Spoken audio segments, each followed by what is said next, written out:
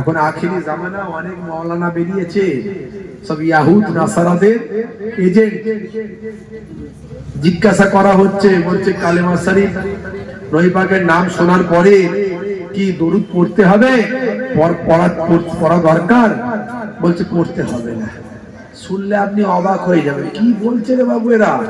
হ্যাঁ, সারা জীবন ধরে শুনে আসছি, ডাইরেক্ট হাদিস পাক আছে, হাদিস শরীফ আছে, আর এই বলছে যে কালেমা শরীফ পড়ার দরকার নাই। কি বলছে সব কথাবার্তা? ভাইরা আমার, তরুণ যুবকেরা আমার, এইসব বক্তাদের বক্তব্য শুনলে আপনি অবাক হয়ে যাবেন। রাসূল সাল্লাল্লাহু আলাইহি ওয়াসাল্লাম কবরে জীবিত নাকি মৃত? মৃত। আত্মার জগতে থেকে তিনি জবাব দিচ্ছেন মৃত।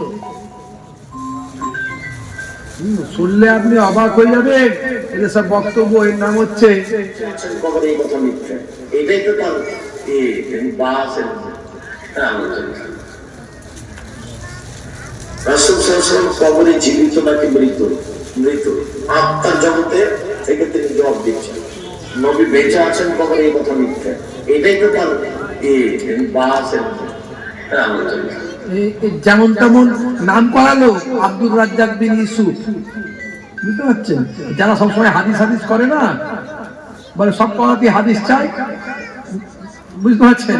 তাদের দলের লোক সব কথাতেই বলে হাদিস চাই। সব কথাতেই হাদিস পাওয়া যায়? এই যে আমরা বসে আছি এখানে, হাদিস পাবো? এই মাইকে ওয়াজ করছি, হাদিস পাওয়া যাবে? এই মোবাইল দেখে বক্তব্য রাখছি, মোবাইল ধরছি, হাদিস পাওয়া যাবে? সব কথা হাদিস পাবি কোথা? হ্যাঁ ভাইরা আমার, এদের কথা শুনলে মাথা খারাপ হয়ে যাবে। আখিরি জামানা, কত দল বেরিয়েছে, আরো আছে, কটা শোনাবো? চললে শোনাচ্ছি।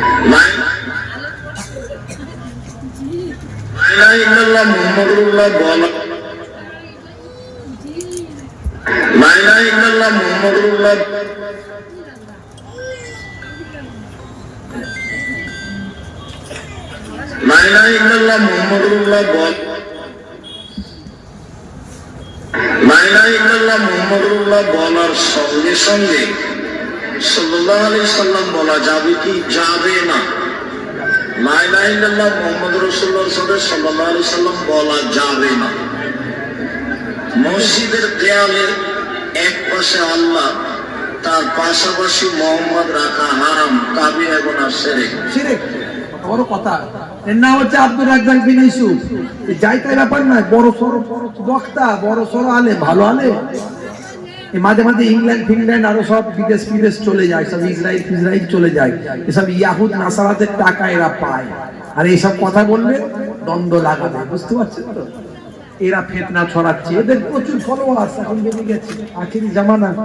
এই জন্য আল্লাহর নবী বলেছেন, মানুষ সকালবেলা মুমিন থাকবে, সন্ধ্যাবেলা কাফির হয়ে যাবে, বুঝতে পারছেন? ইউসবিহু রাজুলু মুমিনান ওয়া ইউমসি কাফিরান ওয়া ইউমসি মুমিনান ওয়া ইউসবিহু কাফিরান ইয়াবিউ দীনাহু বিআরজিন মিনাদ দুনিয়া।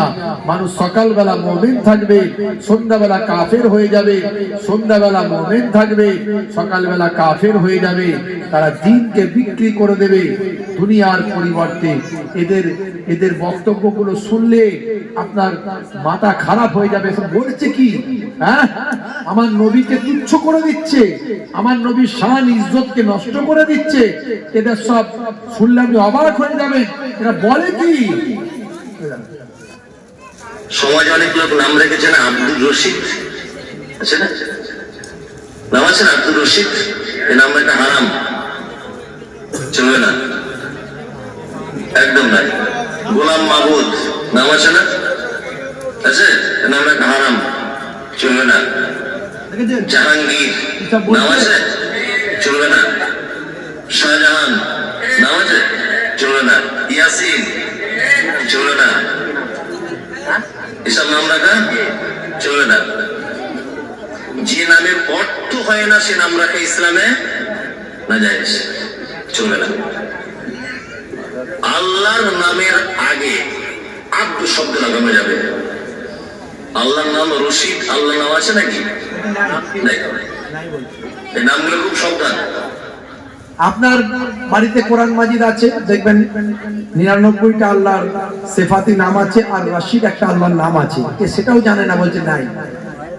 এর নাম হচ্ছে মুমতাজুল। বুঝতে পারছেন? এসব এমন এমন কথা বলছে। আল্লাহর নবীর হাদিস আছে, বলছে আখিরি জামানায় এমন এমন কথা শুনবে যা তোমাদের বাপ চোদ্দ পুরুষ শোনেনি, তোমরাও শোনেনি, সেই সব কথাবার্তা শুনবে। শুনতে সব আমি শুনলে অবাক হয়ে যাবে, এরকম কথা শোনাবো, একটা শোনে। এটা সব অস্ত্র রেখে দিয়েছে, সব রাখা আছে, এদের লোক এলে এগুলো উত্তর দেওয়া। আপনি যে আবু জেহেলকে কাফের বলেন, আপনি যে আবু তালেবকে কাফের বলেন, আপনি যে আবু জেহেলকে কাফেরদের সর্দার বলেন, তারাও কিন্তু আমার আপনার মতো মুসলমান ছিল। আপনি বিশ্বাস করেন আর না করেন, কেননা আবু জেহেল বলতেছে বদরের যুদ্ধের আগে, আল্লাহুম্মা আনসুর আহাদাল ফিয়াতাইন, কাবা ঘরে গিয়ে আল্লাহর দরবারে হাত তুলে বলতেছে, আল্লাহ আজকে বদরের যুদ্ধে আমি মুহাম্মাদের মুখোমুখি, এই যুদ্ধে যারা হকের নিকটবর্তী তুমি তাদেরকে বিজয় দান করো। আব্দুল মুত্তালিব কার কাছে দোয়া করতেছে? কার কাছে? তার মানে আবু জেহেল আল্লাহর উপর বিশ্বাস করে না? করে না? করে। আর যে আল্লাহর উপর বিশ্বাস করে সে কি মুসলমান নয়? তাহলে আবু জেহেল যদি মুসলমান হয়, আল্লাহর উপর বিশ্বাস করে, তাহলে আল্লাহর আবু জেহেল নাকি খেলাই করে একবার আল্লাহর কাছে নাকি দোয়া চেয়েছিল, সেজন্য আবু জেহেল মুসলমান হয়ে গেল। তা মুসলমান হতে গেলে শুধু আল্লাহর কাছে দোয়া চাইলে হয়ে গেল? হ্যাঁ, নবীকে মানতে হবে না?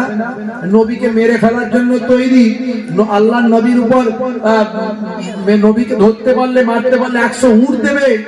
হ্যাঁ, যে আবু জাহিল, তারপরে আবু লাহাব, আবু লাহাবের নিয়ে আল্লাহ কোরআনে আয়াত নাযিল করে দিয়েছে, তাব্বাত ইয়াদা আবি লাহাবি ওয়া তাব।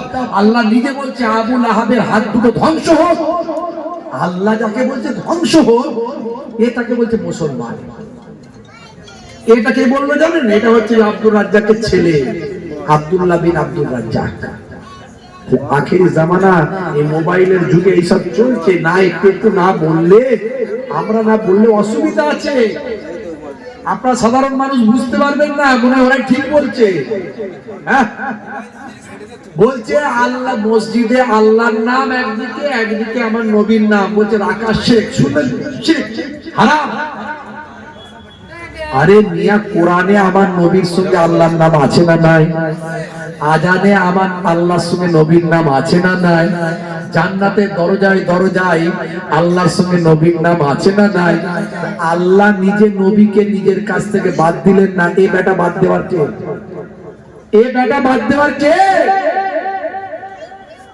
পরিষ্কার বোঝা যায় এরা হলো ইয়াহুদ নাসারাদের ডলার খেয়ে মুসলমানদের মধ্যে ধর্মটাকে ধ্বংস করার চক্রান্তে নেমেছে।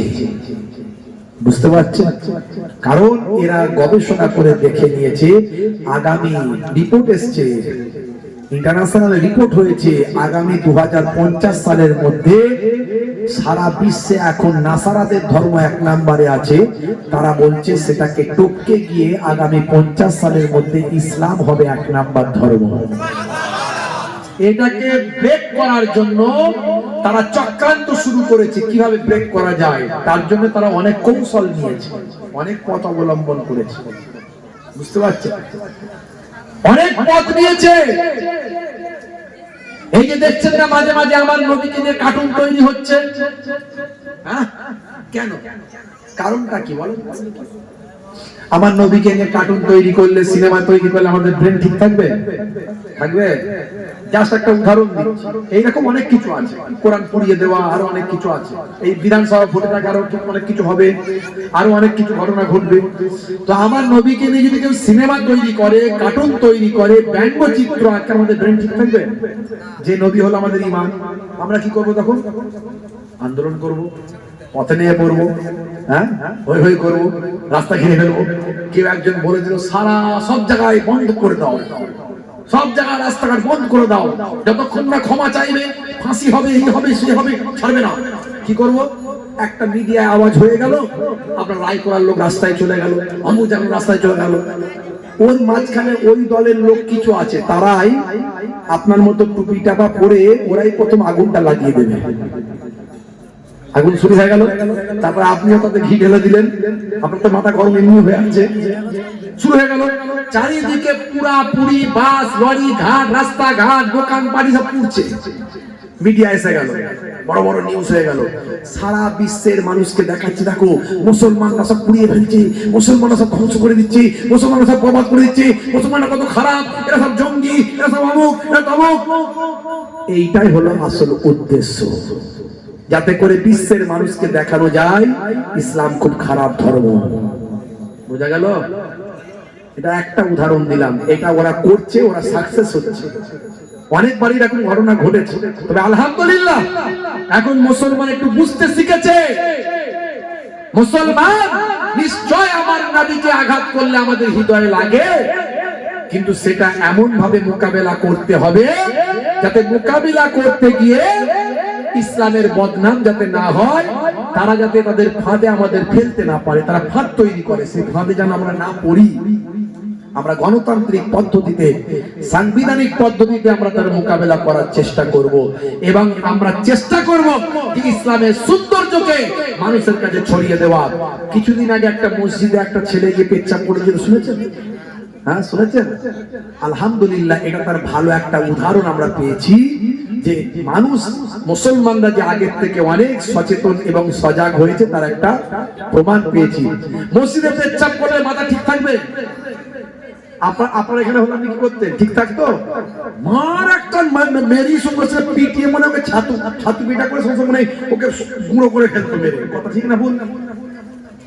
যাক, আল্লাহ ওদের বুদ্ধি দিয়েছে, ওরা ধরে নিয়ে গিয়ে পুলিশের হাতে তুলে দিয়েছে এবং মিডিয়া করে সারা জায়গায় ছড়িয়ে দিল, দেখো ইসলাম ধর্ম কত ভালো। আমার ধর্মের মসজিদে এসে পেচ্ছাপ করার পরেও আমরা তাকে ক্ষমা করেছি। এই ক্ষমার নাম হলো ইসলাম, দয়ার নাম হলো ইসলাম। বলতো, তোমার ধর্মের কোন জায়গাতে গিয়ে যদি কোন মুসলমানদের ছেলে যদি পেচ্ছাপ করে দিত, তুমি ছাড়তে? ভাবো একটু, হ্যাঁ? তাহলে ইসলামকে নিয়ে ভাবো, চিন্তা করো, সত্যি ইসলামের আদর্শ কি? কিছু মানুষ ভুল করে মানে ইসলাম ধর্ম খারাপ নয়, কিছু মানুষ ভুল করে মানে ইসলাম ধর্ম খারাপ নয়। ইসলামকে জানতে গেলে নবীকে চিনতে হবে, ইসলামকে জানতে গেলে কোরআন মাজিদ পড়তে হবে। যারা নবীকে নিয়ে রিসার্চ করেছে, কোরআন মাজিদ পড়েছে, তারা কোরআনের ভক্ত হয়েছে, দয়ার নবীর শিষ্য হয়েছে। জোরে হবে না? হে তরুণ যুবকেরা, হে আমার বন্ধুরা, শুনে রেখে দিন বাবা, জেনে রেখে দেন। অল্প কিছুদিন আগে ভাই আমার ইন্টারনেটে ভাইরাল হয়েছে বাবা, মক্কা শরীফে একটা ছেলে, একজন যুবক ভাই আমার বাইতুল্লাহ শরীফ তওয়াফ করছে ইহরামের পোশাক পরে, ইহরামের পোশাক পরে তওয়াফ করছে। ইহরাম করলে মাথাটা তার ফাঁকা রাখতে হয়, মাথা ঢাকা চলে না। এটা হলো হজের নিয়ম, এটা হলো হজের রকম। হে তরুণ যুবকেরা, হে আমার মুরব্বিয়ানিরা, শুনে রেখে দিন বাবা, জেনে রেখে দেন। হে মুসলমান, ইহরাম পরে যখন তওয়াফ করছেন, তওয়াফ করার সময় তার হাতটা ফাঁকা, তার ঘাড়টা ফাঁকা। এই হাতে এবং ঘাড়েতে দেখা যাচ্ছে ট্যাটু করা। ট্যাটু হলো এক ধরনের বিশেষ রং, সেই রং দিয়ে ছবি আঁকা। এখনকার যুগে এটাকে একটা ফ্যাশন করা হয়েছে, তার মানে যারা এগুলো করে তারা নিজেদেরকে একটু আলটা মডার্ন হিসাবে মানুষের কাছে বহিঃপ্রকাশ করে। হে তরুণ যুবকেরা, এই শরীরে রং করা, ট্যাটু করা, শরীরে রং করা, এগুলো হলো হারাম। এগুলো করলে কি হবে? যে অজুর অংশগুলোতে পানি পৌঁছাবে না, আর শরীরকে বিকৃত করা ইসলামে চলবে না। শরীর আল্লাহ যেমন দিয়েছে তেমনই রাখতে হবে, ন্যাচারাল। আপনি আর্টিফিশিয়াল করতে পারবেন না। শরীরকে আপনি বিকৃত করা, অনেকে পুরুষ থেকে মহিলা হচ্ছে দেখবেন, নিজের পুরুষত্বকে মহিলা স্ত্রীলিঙ্গে রূপান্তরিত করছে, অপারেশন করে, এই করে সেই করে। দেখছেন না কত কি হচ্ছে এখন? কেউ পুরুষ থেকে মহিলা হচ্ছে, কেউ মহিলা থেকে পুরুষ হচ্ছে। এগুলো ইসলামে চলবে না। আবার এখনকার ছেলেরা কানে দুল পড়ছে, মাঝে মাঝে আমি দুল খোলাই, আর দুল পরেছিস, হাতে মালা পরতিস, ছেলে না মেয়ে? হাসে তখন। কালকেও বালা খুলিয়েছি, কালকেও রাত্রে হার খুলিয়েছি, হ্যাঁ বালা খুলিয়েছি, তারপরে হাতে ধাগা খুলিয়েছি, হ্যাঁ প্রত্যেক দিন খোলাই। বুঝতে পারছি? কারণ এই জন্যই তো আল্লাহ আমাদেরকে এই জায়গায় পাঠিয়েছে, করতে হবে প্রত্যেক দিন। আমাকে মাঝে মাঝে ছেলেরা ফোন করে বলে, হুজুর আপনার ওয়াজ শুনে আমি নামাজি হয়েছি। কেউ বলে আপনার ওয়াজ শুনে আমি আপনার ওয়াজ শুনে আমি নেশা ছেড়ে দিয়েছি। কেউ বলে আপনার ওয়াজ শুনে আমি সুন্নত মেনে চলছি। কেউ বলে আপনার ওয়াজ শুনে আমি, সেদিনে ফোন করেছিল, হুজুর মদ খাওয়া ছেড়ে দিয়েছি, আগে খেতাম, মদ খাওয়া ছেড়ে দিয়েছি। আলহামদুলিল্লাহ, এই জন্যই তো আমাদের বলতে হবে। আমি তো শুধু একটা ঘটনা বলার জন্য এলে ঘটনা বলে দিয়ে চলে যাবো, আপনার ভালো লাগলে সুবহানাল্লাহ বলে দেবেন, ব্যাস হয়ে গেল। তা আপনি কি শিখলেন, কি জানলেন? হে তরুণ যুবকেরা, এখনকার ছেলেরা কানে দুল পড়ছে, মাথার পেছনে লম্বা চুল রাখছে, নায়ক গায়কের চুল। এদিকটা চেঁচে ফাঁকা করে দিয়েছে, এদিকটা ফাঁকা করেছে, এদিকে চুলটাকে ঢেকে নিয়েছে, পেছনে করেছে খোপা। কিরে ভাই, মাথার চুলের এমন কেন অবস্থা করেছিস, কেন খোপা লাগছে তোকে খুব একটা বড় প্রকার? বলে না না, এটা সলমান খানের স্টাইল, এটা শাহরুখ খানের স্টাইল, আপনার নাই জানা। তাতে আবার কালারিং করেছে, কাকাতুয়ার মাথায় ঝুটি, খেকসিয়ালি পালায় ছুটি, গরু বাছুর দাঁড়িয়ে আছে, ঘুঘু পাখি ডাকছে গাছে। মুসলমানের ছেলে নাম রেখেছে ডায়মন্ড, হাতে ধরেছে স্মার্টফোন, কানে লাগিয়েছে হেডফোন, গান শুনছে পাগল মন। ফারিস্তা বলবে শোন, কবরে গেলে বুঝবি তখন। মুসলমানের নারী তারাও করছে বাড়াবাড়ি, হাতে ধরছে মাঝে মাঝে কাটারি, আর চিৎকার করে বলছে বেরিয়ে আই শ্বশুর শাশুড়ি। মুসলমানের নারী করবেন না বারে বাড়ি, চালাচ্ছে স্কুটি গাড়ি, সে চালাক অসুবিধা নাই, যদি হেফাজতের মধ্যে হিজাবের মধ্যে চালাই অসুবিধা নাই, কিন্তু গায়ে নাই ওড়না, বলছে আমার দিকে দেখ না। চুল করতে কালার, যাচ্ছে বিউটি পার্লার, নাম ছিল জারিনা, হয়ে গেল মুকারিনা। মুসলমানের নারী তারাও হয়েছে আনারি। আজকালকার পোলা দেখো সঠিক পথে চলে না, পিতা মাতা গুরুজনের কথা তারা শোনে না। চুলগুলো ছোট ছোট, প্যান্ট শার্ট আটো সাটো, সুজুরা পায়ে দিয়ে, পেছনে ব্যাগ নিয়ে, লাল লাল জুতো পায়ে, চোখে কালো চশমা, দুই চোখ মেলে খোঁজে বেদের মেয়ে জোসনা। গায়ে হাতে ট্যাটু আঁকা, গায়ে হাতে ট্যাটু আঁকা, হেঁটে চলে আঁকা বাঁকা। কাছে গেলে দেখা যায় সুস্থ ছেলে না, তিরঙ্গার দুর্গন্ধে টেকা যায় না, তিরঙ্গার দুর্গন্ধে টেকা যায় না। মুসলমানের ছেলে নেশাখোর, পাত্তাখোর, গাঁজাখোর, তারিখোর, মদখোর, জুয়াখোর। এখানকার রায়কড়ার ছেলেরা খুব ভালো, আমি তো অনেকগুলোকে চিনি, এরা দাদা পীরের ভালোবাসার মানুষ, এদের মধ্যে সেই স্বভাব গুলো নাই। আলহামদুলিল্লাহ, এরা ভালো ভালো কাজ করবে, আগামী দিন অনেক সোশ্যাল ওয়ার্ক করবে। আমার সঙ্গে কথা হয়েছে, মাশাআল্লাহ। আজকে এখানে তারা জলসা দিয়েছে, খারাপ জিনিস, অন্যায়, গান বাজনা, অশ্লীলতাকে বাদ দিয়ে মুসলমানের ছেলে নেশাখোর, পাত্তাখোর। নেশা ইসলামে হারাম, কুল্লু মুসকিরিন হারাম, প্রত্যেক নেশা হলো হারাম। ইন্নাল মুবাজ্জিরিনা কানু ইখওয়ানাশ শায়াতিন, অপচয় নষ্টকারী হলো শয়তানের ভাই। নেশামুক্ত জীবন যাপন করতে হবে, চেষ্টা করবেন, কেন পারবেন না? আমি তো কোনো নেশা করি না, কোনো নেশা নাই। আমাকে আজকে আমার এই বাপজি, আমাদের এমএন সাহেবের আব্বা আমাকে আজকে একটা দিয়েছে, এই একটা মৌরি ফৌরি খেতে। এটাও আমি খাই না, তা দিয়েছেন যখন বেশ খেয়ে ভালোই লাগলো। থাকবে কিনা পকেটে বলতে পারছি না, তো চেষ্টা করবো। নেশার সাথে নাই, থাকে না, একটু আতর পকেটে রাখি, এটা একটা নেশা আছে বলতে পারে। মাঝে মাঝে একটু লাগাই, লাগিয়ে স্টেজে উঠি। তো যাই হোক, মাঝে মাঝে আমাদেরকে বলে হুজুর পান খাবেন নাকি? আমি খাই না, পান খাই না। তাহলে কি খাবেন হুজুর বলেন? এখনকার তো নামি দামি হুজুরা সব রজনীগন্ধা খাচ্ছে, তো ওসব চলে নাকি? আমি ওসবও চলে না। তাহলে কি খাবেন? আমি কিছুই খাবো না। চা তো চা হলে হবে, না হলে না হবে, অসুবিধা নাই। নেশা মুক্ত জীবন যাপন করুন। এত ফোনের চাপে মাথা খারাপ, ওয়াজ আর হয় কি করে?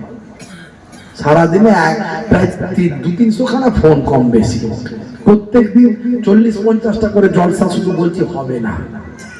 আজকে তো আপনার এখানে আমার এই এনার ছেলে এমএন সাহেব, আমার খুব কাছের ছেলে, বুঝতে পারছেন, ওর নাম মঈনুদ্দিন, ওকে আমি এমএন বলে ডাকি, ওর চ্যানেলের নাম ধরে। তো যাই হোক, তো ওদের ভালোবাসায় আমাকে আসতে হয়েছে। আমার প্রোগ্রাম আছে সেই বসিনা রাজারহাট, ওখানে রাত্রি 11টা থেকে টাইম দেওয়া আছে। আমার ডেটে আমি বললাম আজকে করলে 8টা-10টা দিতে পারবো, তাই 1 ঘন্টায় কি করে পৌঁছাবো সেটাই হচ্ছে কথা। যাই হোক, তরুণ যুবকেরা, শরীর এমনি অসুস্থ আমার। আজকে গতকালকে 4টে প্রোগ্রাম করেছি, নমুনা ছাড়বে না, এমন লোক হচ্ছে যে কি করবো, নিতে হচ্ছে। নমুনা 4টে জলসা কালকে করেছি, কত পারবো, 2টো করে তো প্রতিদিনই হয়ে যাচ্ছে, শরীর আর বলছে না। তো দোয়া করবেন আল্লাহ যেন দিনের কিছু খেদমত করিয়ে নেন, দাদা পীরের সিলসিলার খেদমত যেন করিয়ে নেন। এই যে কথাগুলো, এই যে বক্তব্যগুলো শোনাচ্ছি, এতে আমরা পরিবর্তন হব, আমার দাদা পীরের সিলসিলা মজবুত হবে। যে আমার দাদা পীরের হক সিলসিলা দেখো কি সব বলছে, এগুলো শোনা দরকার আছে, এগুলো বলা দরকার আছে। হে তরুণ যুবকেরা, হে আমার বন্ধুরা, শুনে রেখে দিন বাবা, জেনে রেখে দেন।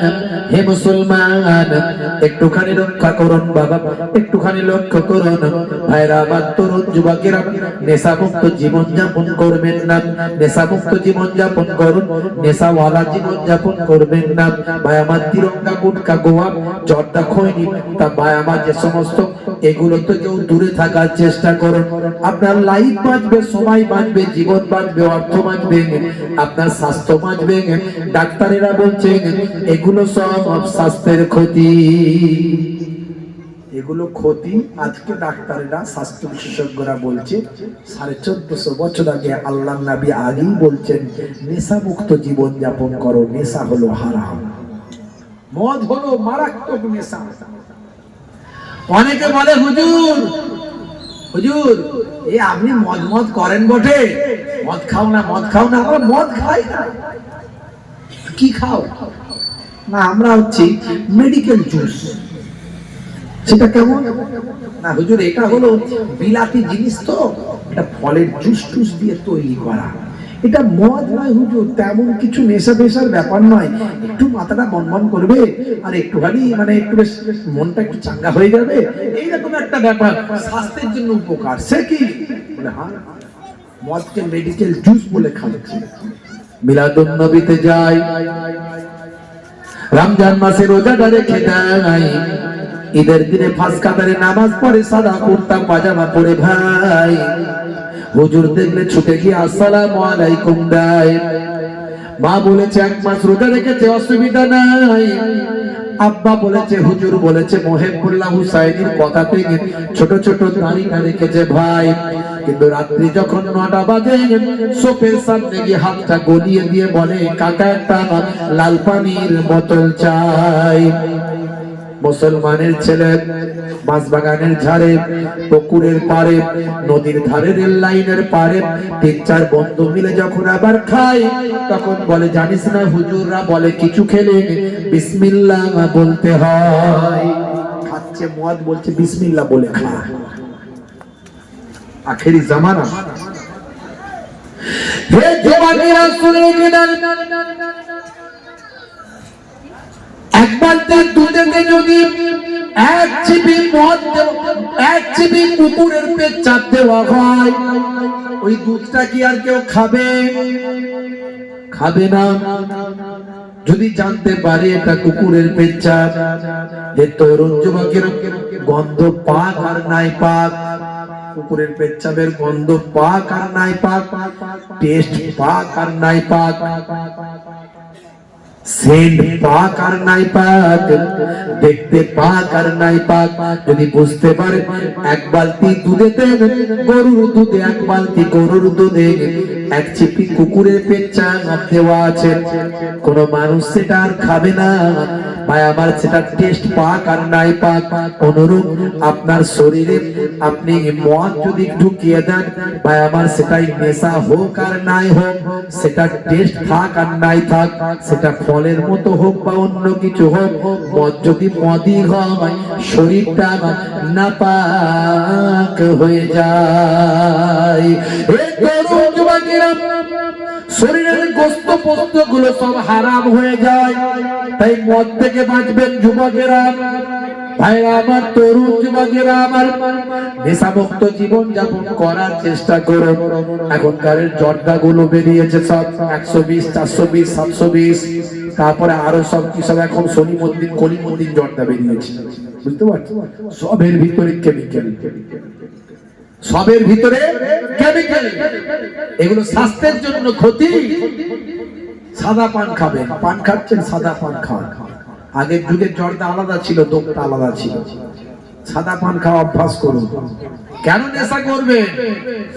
হে তরুণ যুবকেরা, হে আমার বন্ধুরা, শুনে রেখে দিন বাবা, জেনে রেখে দেন হে মুসলমান, একটুখানি লক্ষ্য করুন বাবা, তরুণ যুবকেরা আমার, ভাই আমার, তিরঙ্গা গুটকা খেলে আপনার নার্ভের সমস্যা হয়ে যাবে। তিরঙ্গা গুটকা ভালো চলছে, ধান্দা খাচ্ছে রজনীগন্ধা, কারবারে অশান্তি চালাচ্ছে শান্তি, মন করবে কমল খাচ্ছে ওরা বিমল, এগুলো খেলে নার্ভের সমস্যা হবে, যৌন সমস্যা হয়ে যাবে। হে তরুণ যুবকেরা, এই সমস্ত ডাস্ট গুলো থেকে যুবকেরা বাঁচতে হবে। মুসলমানের ছেলে free fire, PUBG, online game, mobile নিয়ে ব্যস্ত হয়ে যায়। 24 ঘন্টা হাতে মোবাইল থাকে, খেতে খেতে, শুতে শুতে, বসতে বসতে, কথা বলতে বলতে, সবেতেই গুলি চালাচ্ছে, ঢিরি ঢিরি ঢিরি ঢিরি, গুলি চালানো বন্ধ নাই। আছে না নাই? নেশা, এও হারাম। ফ্রি ফায়ার, পাবজি, হ্যাঁ, এখন নায়ক গায়ক খেলোয়াড় প্লেয়ার শাহরুখ খান বলছে এই গেমটা আমি খেলি, এটা তুমি খেলো, এটা তুমি খেলো, অনেক টাকা ইনকাম। মুকেশ আম্বানির ছেলে অনন্ত আম্বানি, নীতা আম্বানি তার বউ, ছেলের বিয়ে হলো কদিন আগে, শত শত কোটি টাকা খরচ করে তারপরে অ্যাড দেওয়া শুরু করলো। মুকেশ আম্বানিও বলছে এই গেমটা যদি তুমি ডাউনলোড করে খেলো অনেক টাকা ইনকাম করবে, তার ছেলেও বলছে অনেক টাকা ইনকাম করবে, মাও বলছে, নীতা আম্বানি বলছে অনেক টাকা ইনকাম করবে। শুধু তাদের বলে হলো নি, সচিন টেন্ডুলকারের মতো একজন ভালো লোক, তাকে দিয়েও অ্যাড করাচ্ছে, তুমিও অ্যাড করে দাও, এত টাকা ইনকাম করবে। এইভাবে বলে সমাজটাকে ধ্বংস করে দিচ্ছে। সব গেমে আসক্ত করছে, মোবাইল আসক্ত করছে, ব্রেন খারাপ করছে, চোখ খারাপ করছে, বুদ্ধি খারাপ করছে, অপচয় সময় নষ্ট করছে, শিক্ষাচ্যুত, কর্মচ্যুত, বুদ্ধিচ্যুত, পিতামাতার অবাধ্য, মানে পিতামাতার বাধ্যচ্যুত, সব কিছু করে সমাজটাকে রসাতলে পাঠিয়ে দিচ্ছে।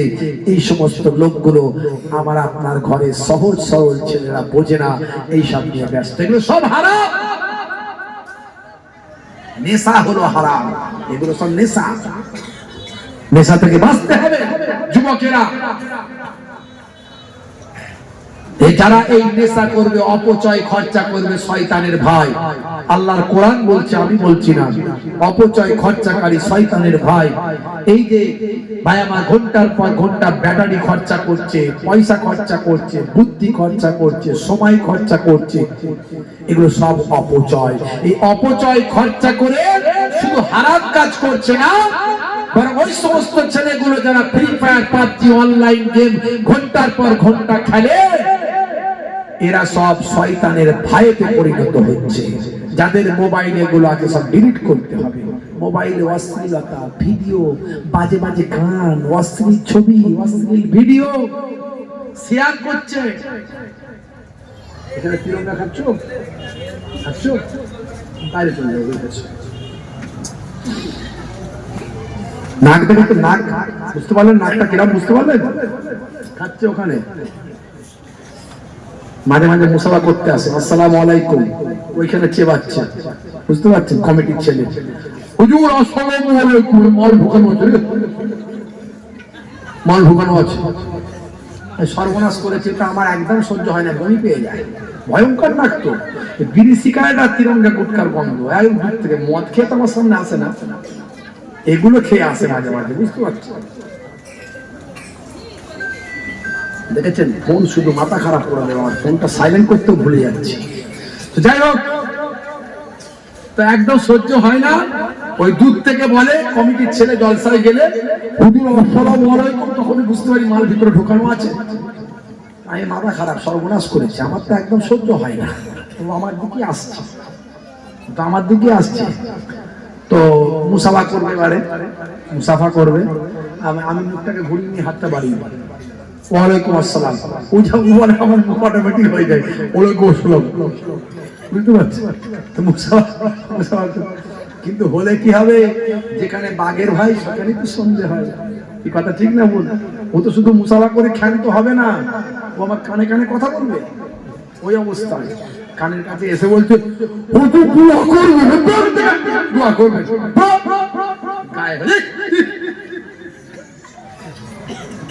নিরুপায় ভেবেছিলাম কিচ্ছু বলবো না, বলতে হলো, বুঝতে পারছি। আবার যেদিনে জলসা হয় সেদিন ওই কমিটির ছেলে যারা খায় আর কি, টেনশন বেড়ে যায়। ওরা অন্যদিন 10টা খেলে ওই দিনে 20টা চালায়, বুঝতে পারছেন? খুব ভয়ঙ্কর ব্যাপার। নেশা থেকে বাঁচুন বাপ, সমাজটা শেষ করে দিচ্ছে।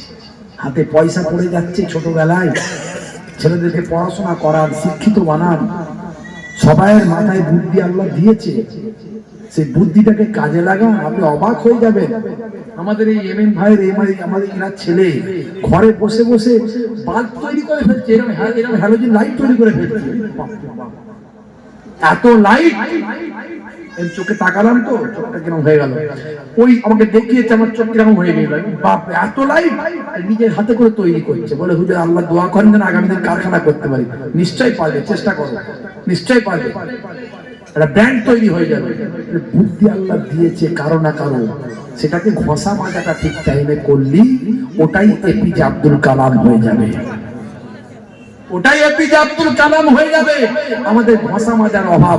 ছোটবেলায় তিরঙ্গা দিয়ে দিচ্ছি, ছোটবেলায় কি করছি, ওই বুদ্ধিটাকে কাজে না লাগিয়ে রুটির দোকানে দিয়ে দিলাম, জরির দোকানে দিয়ে দিলাম, এম্বোডারি দিয়ে দিলাম, খাটাখাট মেশিন চালাচ্ছে, হাতে পয়সা গুনছে খাটাখাট মাসে সপ্তাহে। তো পয়সা দিয়ে কি করবে? অল্প দিনে পালসার গাড়ি একটা, ওই কি বলে, এই গাড়ি কিনলো, এখন সব দোতলা গাড়ি, দোতলা মোটরসাইকেল বেরিয়েছে, জানেন না? দোতলা মোটরসাইকেল আমাকে জলসায় উঠানোর জন্য, হুজুর চাপুন, খাই না, হাঁটতে হবে তো, আপনাকে হাঁটাবো হুজুর, আপনার জন্য মোটরসাইকেল নিয়ে এসেছি। সর্বনাশ, চলো দেখি।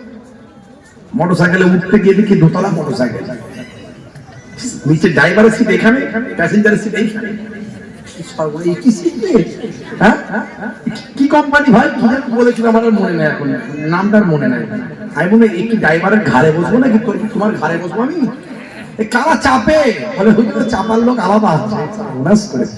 ভাই হেঁটে যাবো, ওই গাড়িতে আমার চাপার ক্ষমতা নেই, তুমি চলে যাও, আমি হেঁটে যাচ্ছি। তো এখন সব ওই সব পয়সা হাতে পেয়েছে। আজকে একটা মোটরসাইকেল করে দুটো বাচ্চাকে নিয়ে বাইক চালাচ্ছে, একটা 18-20 বছর বয়স হবে, এরম আমার গাড়িটাকে ওভারটেক করলো, এরম খালি রাস্তার ইমারত একবার, দুটো বাচ্চা পেছনে বসে আছে, তারাও বেশ হাসছে, মজা পাচ্ছে। আমি গাড়িটাকে ড্রাইভারের সময় একটু আগের দিকে নিয়ে যাই, সঙ্গে সঙ্গে কাঁচ খুলে বলে, কি গাড়ি চালাচ্ছ এটা? দুটো বাচ্চা আছে, করলে কি হবে? থাকবে কিছু থাকবে? আর কিছু বলে না, ঠান্ডা হয়ে গেছে, দেখছে বুঝে টুপিটা আবার পড়ে আছে, বুঝতে পারছি যে হুজুর হয়ে গেছে।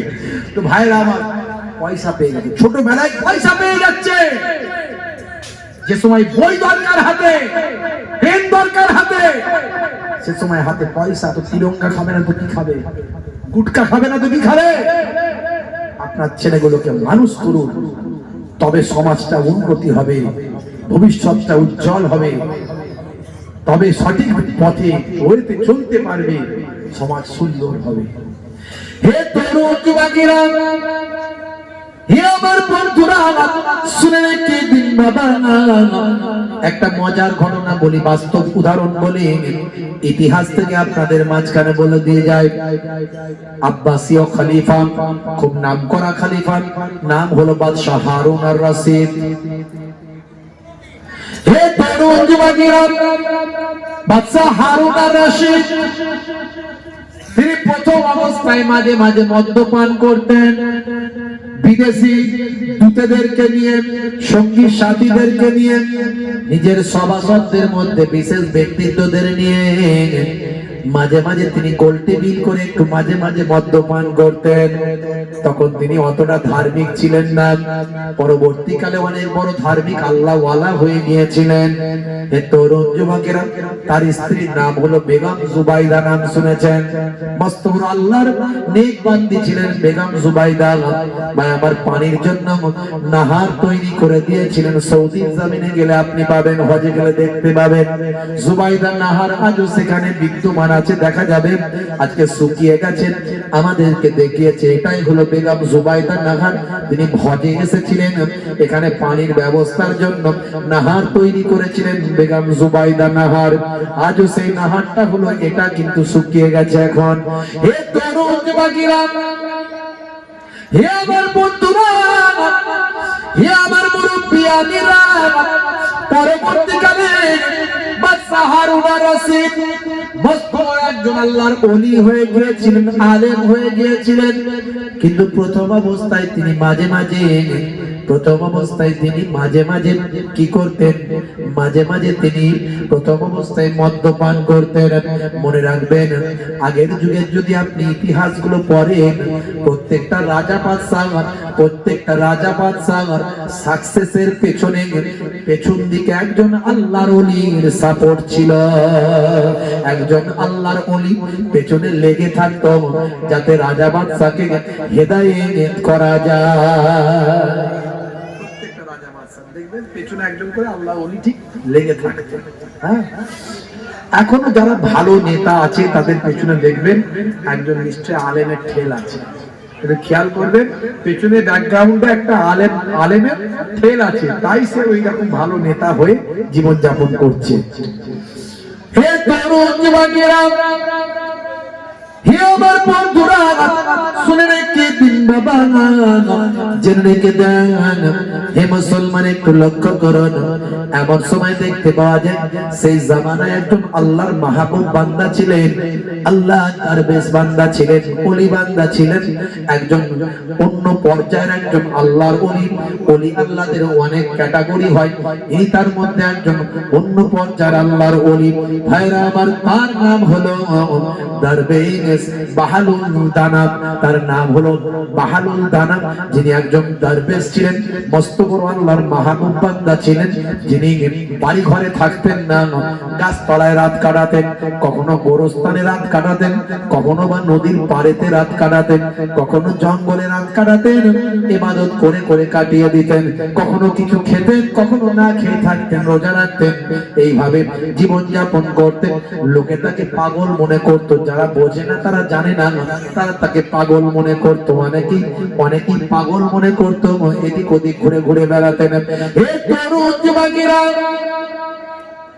হে আমার বন্ধুরা, হে আমার মুরব্বিয়ানেরা, এই বাহালুল দরবেশ আল্লাহর ওলি মাঝে মাঝে আব্বাসীয় খলিফা হারুন আর রশিদের রাজ দরবারে ঢুকে পড়তেন। মাথায় পাগড়ি, হাতে লাঠি, জুব্বা পরিহিত অবস্থায় জালালি মেজাজে ভাই আমার ঢুকে পড়তেন রাজ দরবারে। রাজ দরবারে যখন আসতো, বাদশা তো দূরের, ভাই আমার কারিগর, কর্মী, নেতা, ভাই আমার যারা আছেন, কি বলে, দরওয়ান তো দূরের কথা, সৈন্য সামন্তরা তো দূরের কথা, যখন রাজ দরবারে ঢুকে পড়তেন, তখন খালিফা নিজে পর্যন্ত ভয় পেয়ে যেতেন। আল্লাহর ওলির সামনে সবাই তারা ভীত হতেন। আল্লাহর ওলির বিরুদ্ধে তাদের কোনো ব্যবস্থা নেওয়ার ক্ষমতা থাকতো না। একজন খালিফা একদিন রাজ দরবারে আসর করে মদ পান করার ব্যবস্থা করেছে, মদ পান করছে। এমন সময় রাজ দরবারে ঢুকে বললেন, ওই ভাই আমার দরবেশ বাহাদুর দানা সোজা এসে একেবারে রাজ দরবারে একেবারে খলিফার সামনে এসে খলিফার সামনে চেয়ারে আসনে এসে বসে বললেন। বসে পড়ার পরে থরথর করে কাঁপতে লাগলেন খলিফা, চিন্তা করতে লাগলেন, এবার এই আমার অতিথিদের মাঝখানে দরবেশ আমাকে আচ্ছা করে ধোলাই শুরু করবে। বাদশা নিজে কাঁপছে, এবার দরবেশ আমাকে ধোলাই করবে। ধোলাই মানে তো মান নয়, এমন এমন কথা বলবে আমার ইজ্জত আর কিছু থাকবে না। হুজুর এমন এমন আমাকে বলবে, ইজ্জত আর কিছু থাকবে না। তাই খলিফা তিনি চালাক লোক। আচ্ছা নেতারা চালাক লোক হয় না বোকা লোক হয়? ভয়ঙ্কর চালাক। আপনাকে বলবে তোর সঙ্গে আমি আছি, তুই যা করার কর, বাকিটা দেখে নেবে। ওকে বলবে এসছিল বুঝলি, এসছিল, হ্যাঁ আমি বলেছি, লাগিস না বেশি ওর সঙ্গে। তুমি একে বলছি তুমি তোমার কাজ করে যাও, আমি তোমার দেখে নিচ্ছি। একেও বলবে দেখে নিচ্ছি, ওকেও বলবে দেখে নিচ্ছি। সবাই নয় আছে কিছু এরকম লাগিয়ে রেখে দেবে সে দেখে। নেতারা খুব চালাক, আবার কিছু নেতা আছে ভালো, তারা সমাজের ভালো চায়, উপকার চায়, এটা কম সংখ্যায়। ভাইরা আমার, তো আব্বাসী ও খলিফার নেতা মানে তো চালাক লোক। দেখছে আচ্ছা করে আমাকে ধোলাই দেবে, তা আগে থেকে আমাকে ক্লিয়ার করে দিতে হবে। কি ক্লিয়ার করছে? ক্লিয়ার করে দিচ্ছে। কি ক্লিয়ার করছে? এমন সময় বলছে, হুজুর কিছু বলার আগে উনি বলতে শুরু করলেন, বাদশাহ হে তরুণ যুবকেরা।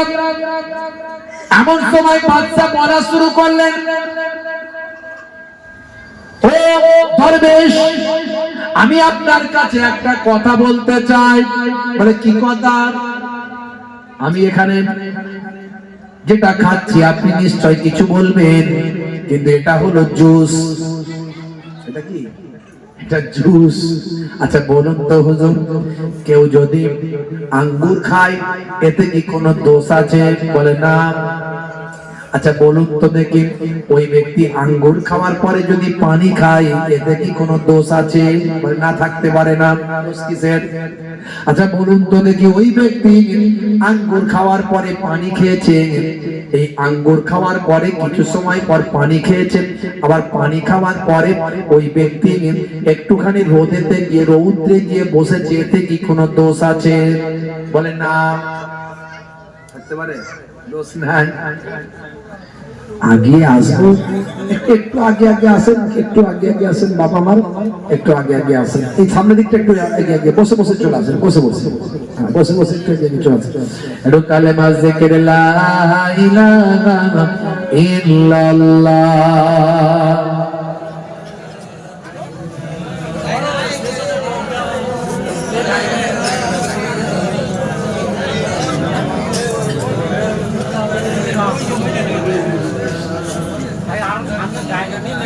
চলে আসুন, চলে আসুন, চলে আসুন।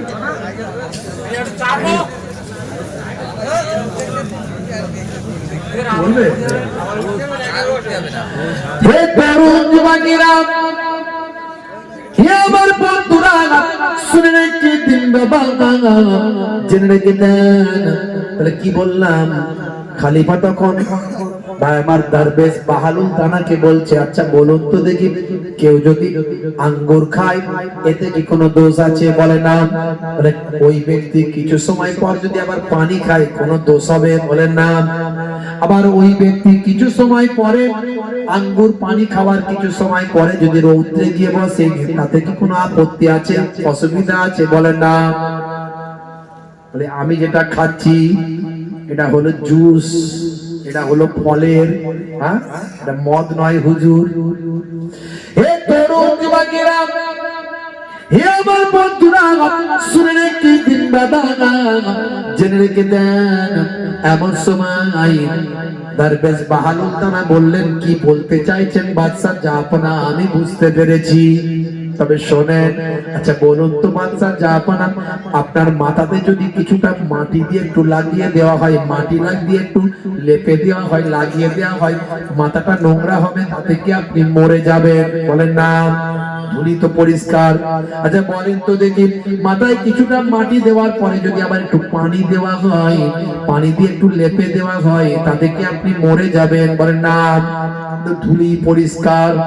আচ্ছা বলুন তো দেখি, ও বাচ্চাটা, আপনার এই মাটি আর পানি একসঙ্গে প্যাক করে মিক্স করে যদি রোদে শুকিয়ে ভালো করে শক্ত করে ইট বানিয়ে ওপর থেকে মাথায় ছাড়া যায়, তাতে কি কোনো অসুবিধা আছে? ভয়ঙ্কর অসুবিধা, মরে যাব, মরে যাব। শোনেন, হে বাচ্চাটা আপনার, আপনি খালি আঙ্গুর খাবেন অসুবিধা নাই, খালি পানি খাবেন অসুবিধা নাই, কিন্তু আঙ্গুর পানিকে ভালো করে মদ বানিয়ে যদি খাবেন, ওটা আপনার জন্য নেশা, আমার আল্লাহ হারাম করেছেন। ওটাই তখন মদে পরিণত, যেমন ইটে পরিণত হলে মাথা ফেটে যায়, তেমন মদ হলে শরীরটা হারাম হয়ে যায়। এমন কথা শুনে খলিফা হারুন আর রশিদ মদের পেয়ালা ছুঁড়ে দিয়ে সেদিন থেকে মদ খাওয়া তওবা করে দিলেন। বুঝতে পারছেন ভাইরা আমার, তরুণ যুবকেরা আমার, নেশা থেকে বাঁচতে হবে। হে তরুণ যুবকেরা, আমার আল্লাহ আপনাকে আমাকে পৃথিবীর জমিনে পাঠিয়েছেন ইবাদতের জন্য। প্রথম যেটা শুরু করেছিলাম, ইবাদতের জন্য পাঠিয়েছেন। ইবাদত মানে নামাজ, রোজা, হজ, যাকাত। ইবাদত মানে তেলাওয়াত, ইবাদত মানে জিকির। তবে মনে রাখবেন, আল্লাহ বলছেন, আমি ইবাদত ছাড়া অন্য কোনো উদ্দেশ্যে আমি আল্লাহ তোমাকে পাঠাই না। পৃথিবীর জমিনে তোমাকে আমি সবকিছু দান করেছি, নিয়ামত দিয়েছি, এই নিয়ামত গুলো তুমি করবে। হে যুবকেরা, আমার ইবাদত ছাড়া অন্য কোনো উদ্দেশ্যে তোমাকে সৃষ্টি করি না। আল্লাহ নিজে বলছেন, মা খালাকতুল জিন্না ওয়াল ইনসা ইল্লা লিয়াবুদুন। হে তরুণ যুবকেরা, আমার আল্লাহ ইবাদত ছাড়া অন্য কোন উদ্দেশ্যে সৃষ্টি করেন না। অন্য জায়গায় আবার বলছেন, হে দুনিয়ার মানুষ শুনে রেখে দাও, আমি তোমাদেরকে জোড়ায় জোড়ায় সৃষ্টি করেছি। সূরা নাবা খুলবেন, আপনি পাবেন। সূরা নাম হলো সূরা নাবা, আপনি খুললেই পাবেন। সূরা নাবা খুললে আপনি দেখতে পাবেন। আমার আল্লাহ বলছেন, ওয়া খালাকনাকুম আজওয়াজা, আমি আল্লাহ তোমাদেরকে জোড়ায় জোড়ায় সৃষ্টি করেছি। তার মানে তোমরা সংসার ধর্ম করবেন, তোমরা সংসার ধর্ম করবে, সংসার তোমাদের থাকবে। হে তরুণ যুবকেরা, আমার আল্লাহ অন্য জায়গায় বলেছেন, ইয়া আইয়ুহাল্লাযীনা আমানু লা তুলহিকুম আমওয়ালুকুম ওয়ালা আওলাদুকুম আন যিকরিল্লাহ। তোমরা তোমাদের সন্তান সন্ততি, মাল মাতা, এই সবগুলো পেয়ে যেন আল্লাহর জিকির ভুলে যেও না। তার মানে এগুলো পালন করো, এগুলো নাম, এগুলো ভোগ করো, কিন্তু এগুলো পেয়ে যেন আল্লাহকে ভুলে যেও না। এইভাবে যেন এগুলোকে নিও না। তার মানে সন্তান সন্ততি আপনাদের দেখাশোনা করতে হবে, লালন পালন করতে হবে, মাল মাতা, ব্যবসা বাণিজ্য গ্রহণ করতে হবে, কিন্তু আল্লাহর ইবাদত ভুলে গিয়ে নয়। আমার আল্লাহ আরো বলছেন, ওয়া জাআলনা নাওমাকুম সুবাতা। হে তরুণ যুবকেরা, তোমরা রাতের বেলা ঘুমাবে, নিদ্রা যাপন করবে। আমি আল্লাহ তোমাদের নিদ্রাকে বিশ্রামের বানিয়েছি। তাহলে সবসময় ইবাদত কি করে হবে?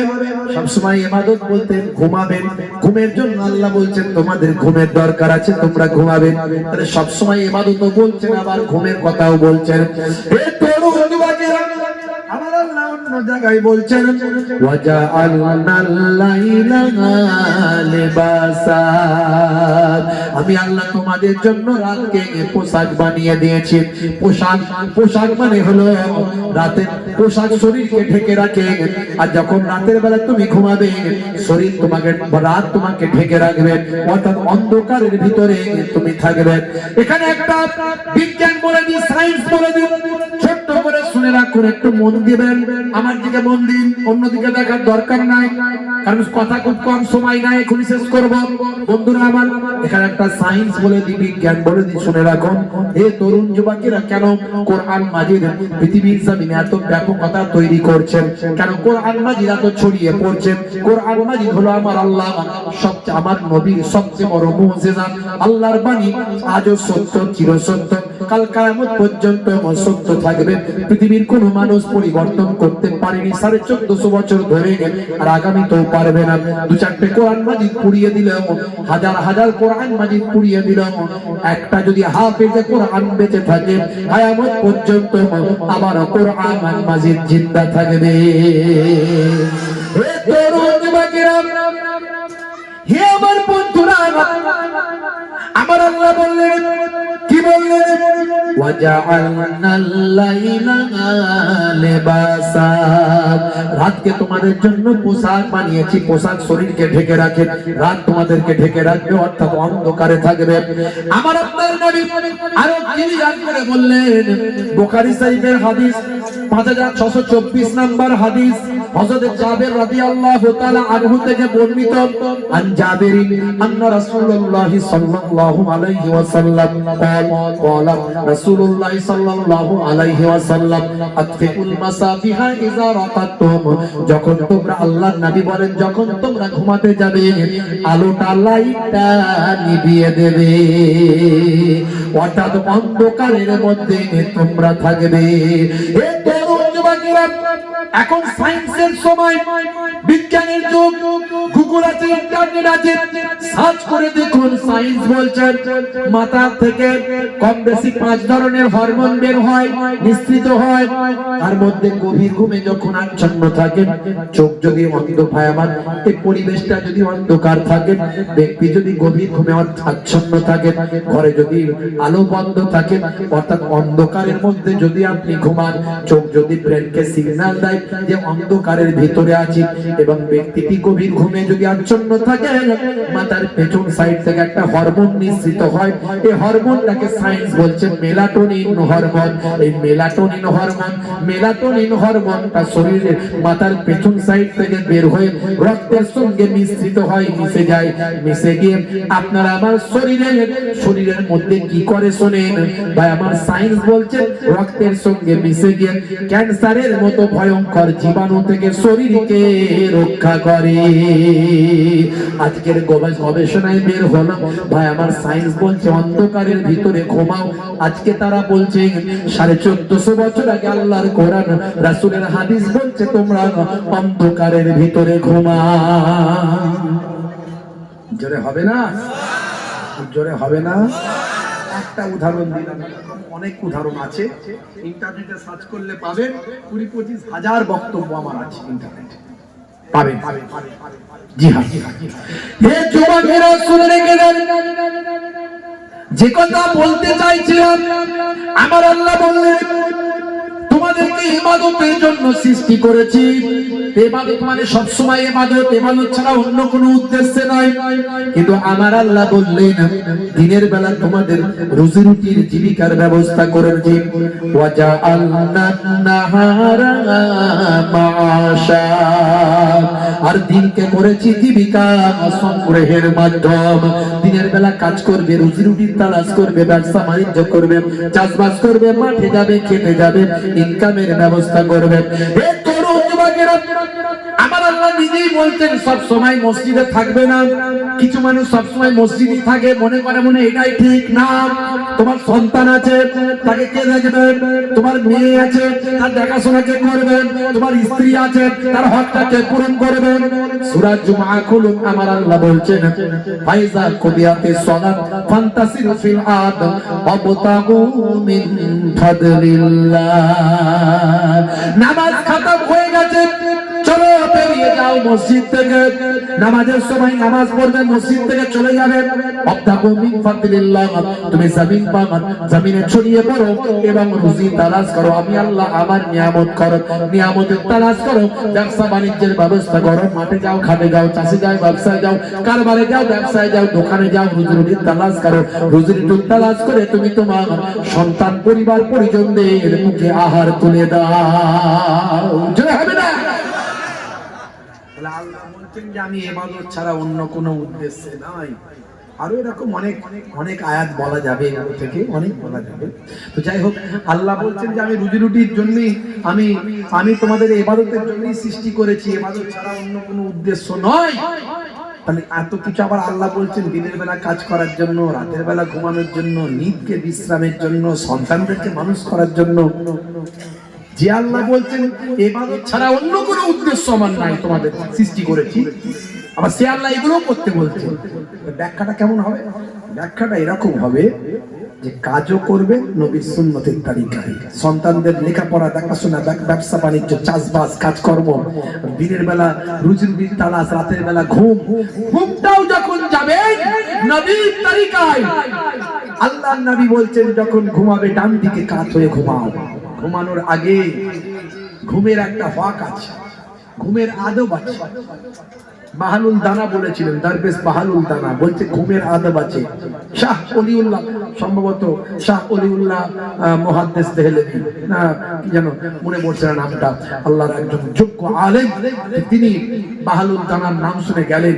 যাওয়ার পরে বাহালুল দানার কাছে দোস্ত বড় আলেম, উনি দরবেশ, যাওয়ার পরে সালাম করে, ও আপনি সেই শেখ, আপনি সেই আলেম?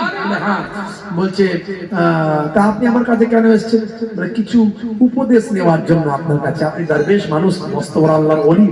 বলছে আচ্ছা আপনি কি ঘুমের আদবটা জানেন? ঘুমের আদব, নিদ্রার আদব জানেন? বলে নিদ্রার আদব আল্লাহর নাম নিয়ে দোয়া দরুদ শরীফ পড়ে, দোয়া দরুদ পড়ে, তেলাওয়াত করে ডান দিকে কাত হয়ে ঘুমিয়ে যেতে হবে। হ্যাঁ, আপনি ঘুমের আদব জানেন না, জান আমার কাছ থেকে যান, বলে চলে গেলেন। এরকম করে কদিন ধরে ঘুরিয়েছে। অনেক বড় ঘটনা ভাইরা আমার নামটা এই মুহূর্তে ঠিক মনে আসছে না, সম্ভবত শাহ ওলিউল্লাহ মুহাদ্দিস দেহলভী রাহমাতুল্লাহের কথা সম্ভবত এটা। তো যাই হোক, তো এখন আল্লাহর মাহবুব বান্দা পরবর্তীকালে বলেছিলেন, দেখুন পরবর্তীকালে ঘুমের আদব, আপনি যখন ঘুমাতে যাবেন তখন মনে করবেন যে আমি আজকে লাস্ট ঘুমাচ্ছি, সকালে ঘুম থেকে উঠতে পারবো কিনা তার কোনো গ্যারান্টি নাই, এই ঘুমের মধ্যে আমার মৃত্যু হতে পারে। তাই সবাইকে ক্ষমা করে দেবেন, সবাইকে ক্ষমা করে দেবেন এবং আল্লাহর প্রতি সুপ্রত করবেন নিজেকে। এবং আপনি ভাববেন যে আল্লাহ যদি আমাকে হায়াতে তোলে তবে আমি উঠব। এই ঘুমের মধ্যে নিজেকে আত্মসমর্পণ করলেন আল্লাহর কাছে, আল্লাহর কাছে আত্মসমর্পণ করে, ক্ষমা করে, আল্লাহর কাছে মাফি চেয়ে এবং আল্লাহর কাছে তওবা করে আপনি পাক পবিত্র অবস্থায় এইভাবে ঘুমাবেন। এটা হলো ঘুমের আদব। জোরে বলুন সুবহানাল্লাহ। তো ডান দিকে কাত হয়ে ঘুমানো আল্লাহর নবীর নির্দেশ। আর আজকে সায়েন্স বলছে বাম দিকে হার্ট থাকে, এর আগে আমি বলেছি, এর মধ্যেও সায়েন্স আছে ডান দিকে কাত হয়ে ঘুমানো। নবী যা বলেছেন সবের মধ্যে বিজ্ঞান বাস্তবতা পাওয়া যায়। জোরে বলুন সুবহানাল্লাহ। কত কথা বলবো, কত কথা বলবো, আখিরি জামানা, ঈমান বাঁচানো বড় দায়। তবে সবচেয়ে বড় ইবাদত হলো নামাজ। সবচেয়ে বড় ইবাদত কি? সবচেয়ে বড় ইবাদত কি? নামাজ। ওয়াক্ত যে হলো ওযু করো, মসজিদে চলো, খোদার হুকুম পালন করো, নামাজটা পড়ো। ওয়াক্ত যে হলো ওযু করো, মসজিদে চলো, দিন রাত 5 ওয়াক্ত নামাজ পড়লে পাবে ভাই জান্নাত। জোরে হবে না? ফজরের সময় হলে মসজিদে যাও তুমি চলে, থেকো না বিছানায় বিছানায় শুয়ে খোদা দেন রহমত ঢেলে জোহরের সময় হলে কিছু সময় দাও নামাজে জোহরের নামাজ গেলে খোদা তোমায় নাজাত দেবে মাগরিবের ওয়াক্ত আসিলে মসজিদ যাও তুমি চলে জান্নাত খোদা দেবে সেদিন কিয়ামত পরে ওয়াক্তে হলো ওযু করো মসজিদে চলো দিন রাত পাঁচ ওয়াক্ত নামাজ পড়লে পাবে ভাই জান্নাত। ভাইরা আমার, সবচেয়ে বড় ইবাদত হলো নামাজ।